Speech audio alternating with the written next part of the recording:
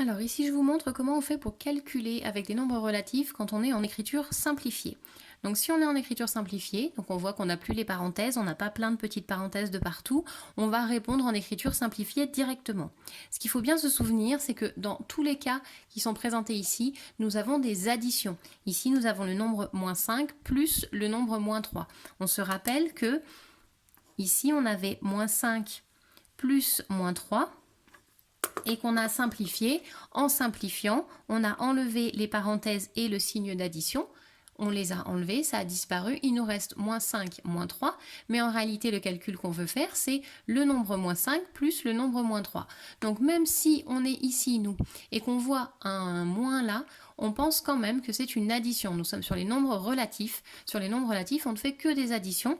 Donc ça, on le garde dans notre tête. On ne va pas le réécrire du tout à chaque fois, c'est juste là pour vous remontrer. On va additionner le nombre moins 5 et le nombre moins 3. On connaît nos règles.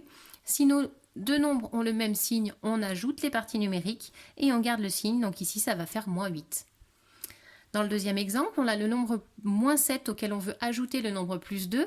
Les deux nombres n'ont pas le même signe, donc on va soustraire les parties numériques. 7 moins 2, ça fait 5. Et le nombre qui a la plus grande partie numérique, c'est 7. C'est moins 7, qui est négatif. Le résultat est négatif. Donc on arrive à moins 5. Dans le troisième, on a un nombre positif, un nombre négatif. Celui qui a la plus grande partie numérique, c'est moins 15. Donc il est négatif, le résultat sera négatif.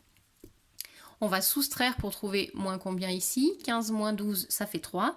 Donc ici, on est à moins 3. Dans le dernier, un nombre négatif, un nombre positif, on va soustraire les parties numériques. 18 moins 4, ça fait 14. Le résultat va être positif puisque le nombre qui a la plus grande partie numérique est le nombre positif. Donc ici, on arrive à 14. Je n'écris pas plus 14 puisque je suis en écriture simplifiée et quand le premier nombre devant, juste après mon signe égal, est positif, on ne met pas le signe plus. Donc avec ces règles de calcul, on va retrouver ce qu'on savait déjà faire depuis toujours, à savoir si je veux additionner le nombre 3 avec le nombre 5, 3 plus 5, depuis toujours, ça fait 8, ça ne vous posait pas de problème.